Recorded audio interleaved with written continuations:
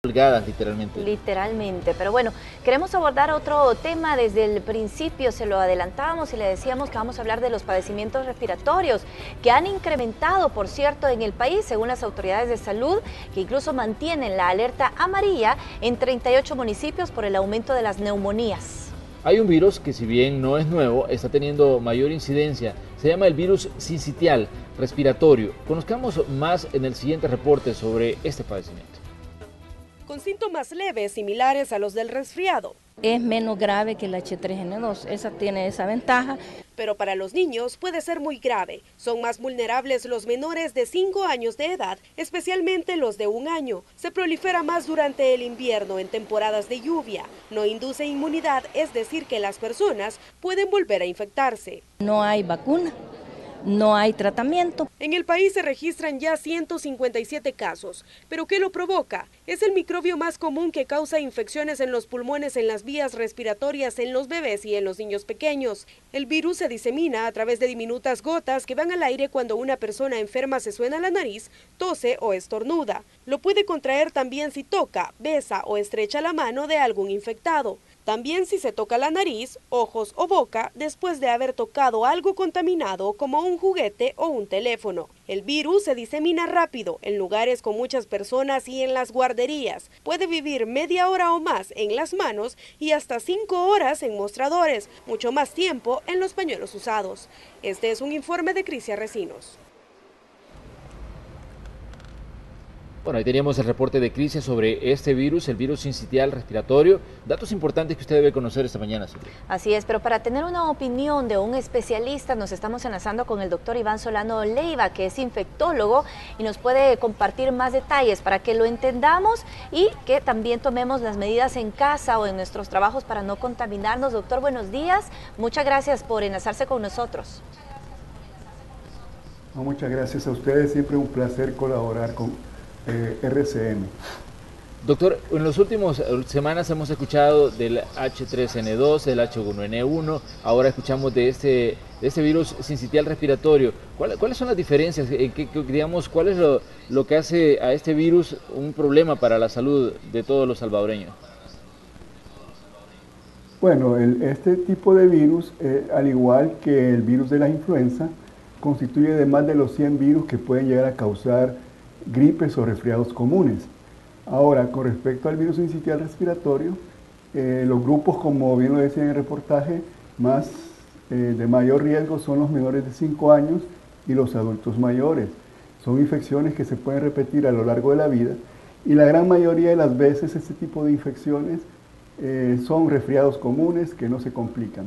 Pero, por ejemplo, en niños prematuros que han nacido de manera prematura, niños con problemas congénitos del corazón, de los pulmones, o que tienen sus defensas bajas por cualquier otra enfermedad, en ellos sí puede ser complicarse, ya sea con bronquiolitis, que es una infección de la parte más baja de las vías aéreas, o neumonías. En ellos son los grupos de mayor riesgo. Lo mismo puede suceder en adultos que tienen enfermedades que les bajan sus defensas, como por ejemplo ser portadores del virus del VIH, tener problemas pulmonares crónicos, cardíacos crónicos, diabéticos y ser personas mayores de 60 años de edad. En estos grupos es mayor riesgo que pueda complicarse con bronquiolitis o neumonía. Tengo entendido, doctor, que para este virus en particular no hay vacuna, pero ¿cuál es la forma de prevenirlo?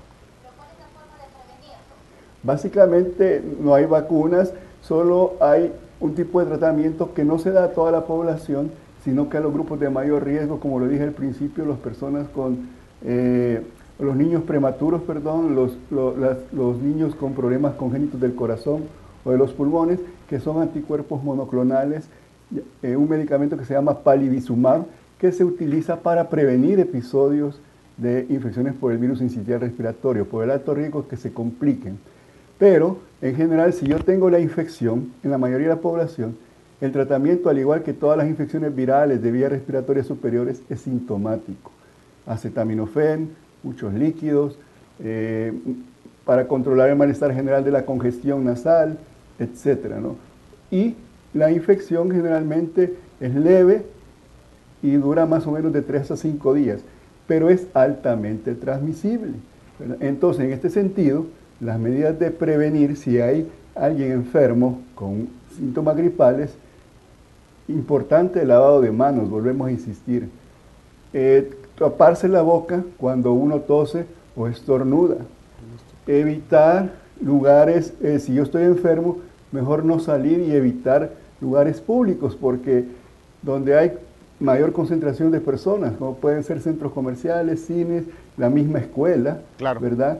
Evitar que la persona enferma asista a estos lugares, porque es altamente transmisible a través de las vías respiratorias. Doctor, es viral esto entonces, ¿verdad? Siendo así, y para las personas que les gusta cuidarse mucho y prevenir, ¿qué tan importante es, a ver, tal vez no para evitarlo, pero para que den leve, como se dice, tener muy buenas defensas, tener un sistema inmunológico en buen estado, tener las defensas altas?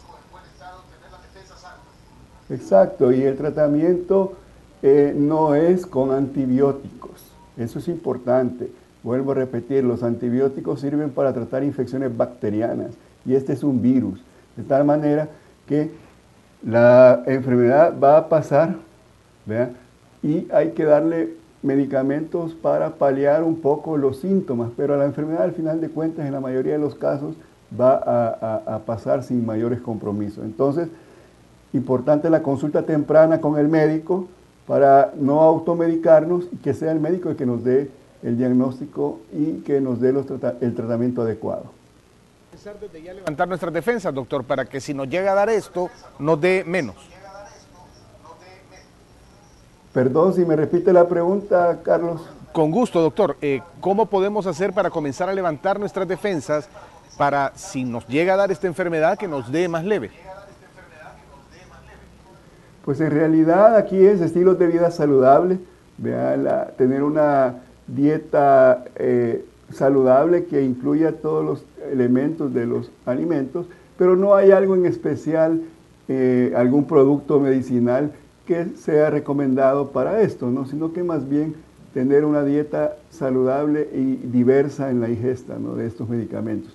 Doctor, le podrán decir a algunas personas de que es bueno tomar ciertos tipos de cosas naturales, etcétera, que sí de alguna manera ayudan, pero no son la solución verdadera a esto. Es más bien seguir las medidas adecuadas. Si nosotros tenemos un enfermo dentro de la familia, pues evitar, seguir las medidas que hemos dado anteriormente para evitar adquirir la enfermedad, ¿no?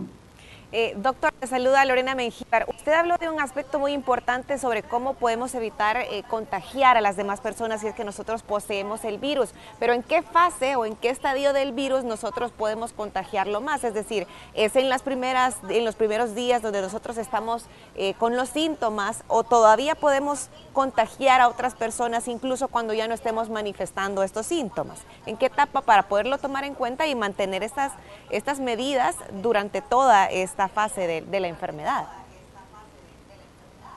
Muchas gracias, Lorena, por su pregunta. Es bien importante porque fíjense que el virus nosotros lo podemos, sobre todo los niños pequeños, lo pueden estar diseminando entre 3 y 7 días durante los síntomas. Entonces, si es un periodo bastante largo, que el niño puede ser infectante. Por eso, o la persona que está enferma puede ser infectante.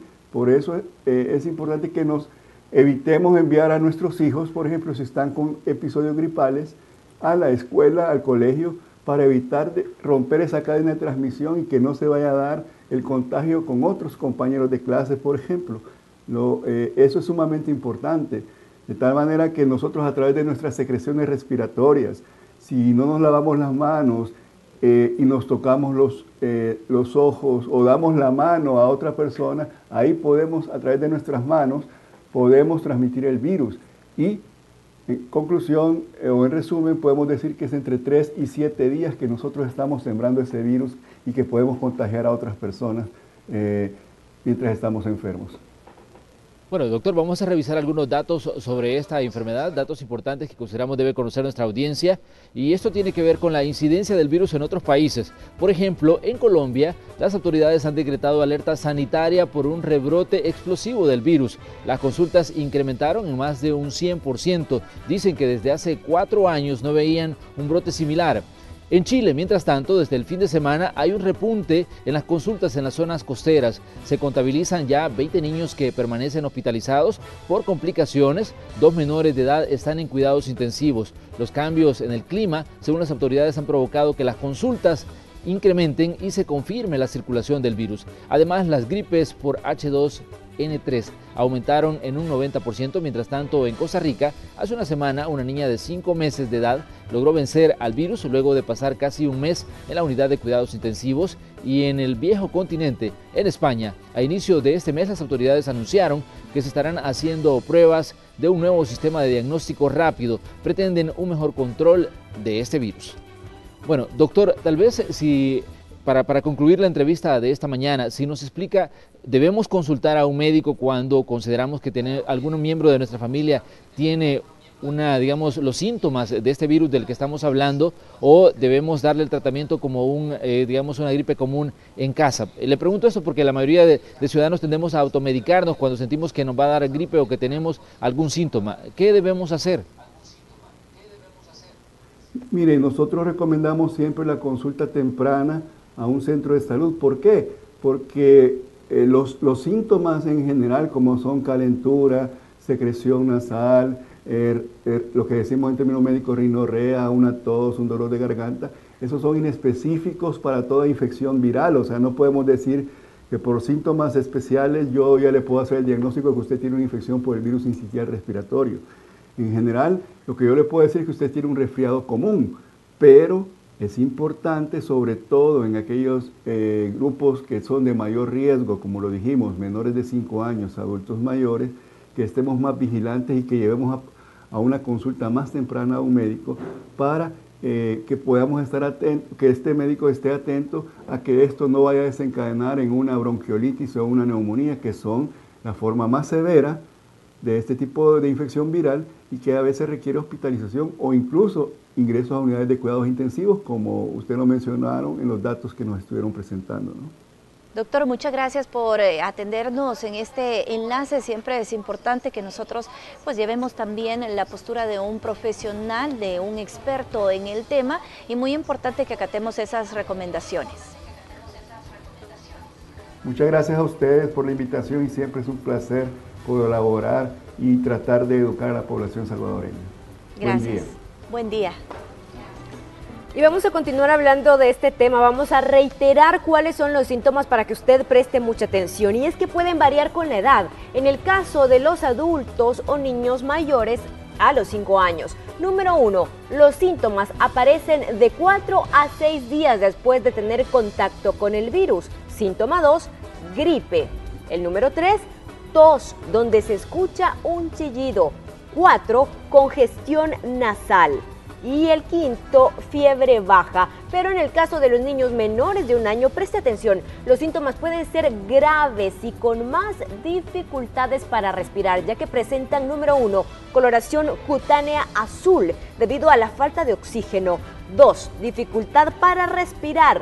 3, aleteo nasal, es decir, dilatación de las fosas nasales. Además, respiración muy rápida o dificultades para respirar. Y además, silbilancias, es decir, un silbido en el pecho. Atención a estos síntomas, no se trata de una tos normal como la que nos puede dar en cualquier momento, sino que puede ser este virus. Es mejor consultar al médico. Bueno, vamos a seguir también reiterando algunas de las recomendaciones, especialmente si usted es mamá, para evitar que su bebé contraiga el virus. Trate de tener siempre limpias las manos. Hay que lavarse constantemente, con frecuencia, especialmente antes de tocar a su hijo, y asegúrese que el resto de personas que tienen contacto con él también tomen medidas para evitar el contagio, sobre todo si padecen de gripe o de alergias. Tome en cuenta que a veces entre niños es más posible que se pasen el virus. No fume dentro de la casa, esto es bien importante, dentro del automóvil o dentro de cualquier sitio cerca de menores de edad, porque la exposición al humo del cigarrillo aumenta el riesgo de contraer la enfermedad. Si puede, evite también las multitudes en temporadas de brote, es decir, cuando se reporten lluvias, mejor quedarse en casa. Bueno, vamos a cerrar la información respecto a este virus sincitial respiratorio. Es importante estar atento a los síntomas, pero también atender a una consulta temprana. Como bien nos decía el doctor, unas recomendaciones: no automedicarse, sino buscar la ayuda de un experto en estos temas. Vamos a hacer una pausa comercial y regresamos.